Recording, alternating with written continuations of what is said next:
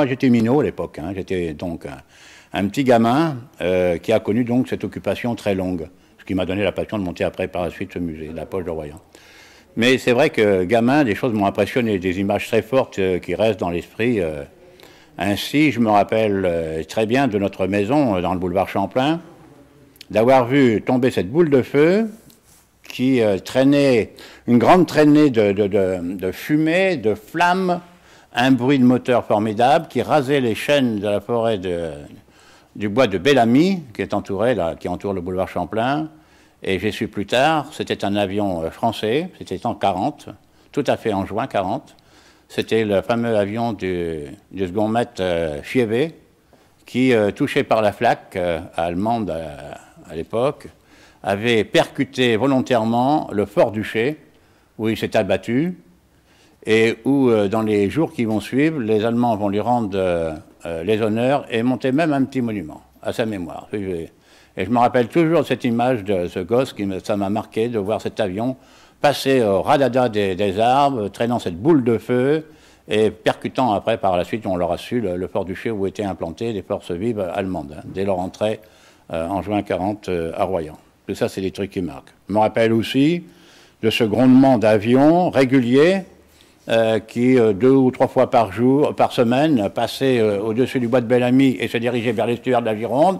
C'était les fameux Junker, les Ju-52 trimoteurs, avec son énorme cercle métallique que je trouvais insolite sur un avion. Moi, gauche, je ne comprenais pas qu'il pouvait avoir un énorme cerceau dessous ses ailes. Bah, c'était après, j'ai appris tout ça aussi avec le temps, les recherches. C'était le fameux Junker qui faisait toute la côte atlantique, des Sables d'Olonne jusqu'au Golfe de Biscaye, et qui ainsi, avec un cercle, dématinisait les mines magnétiques qui se trouvaient immergées par les Anglais. Et lors de son passage, il les faisait sauter en faisant du radada au-dessus de l'eau.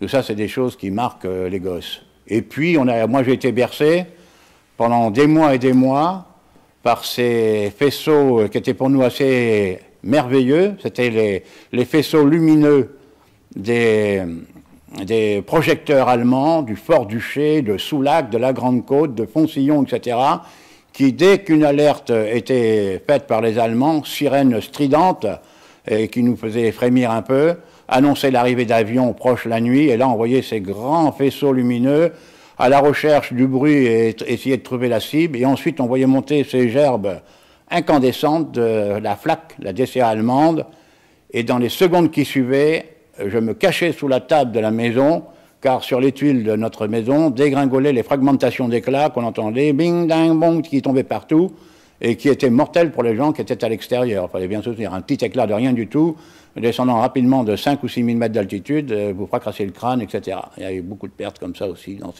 dans ces gens qui se promenaient dans les rues à ce moment-là. Donc tout ça, c'est des moments qui m'ont terriblement marqué. Nous n'étions pas très loin de la caserne Champlain, 200 mètres maximum, qui était un grand centre de la Kriegsmarine, surtout pour le ravitaillement. Moi, j'étais le benjamin de 4 garçons à la maison, et mes 3 autres frères, malgré leur âge très jeune, 15 ans, 16 ans, avaient été réquisitionnés.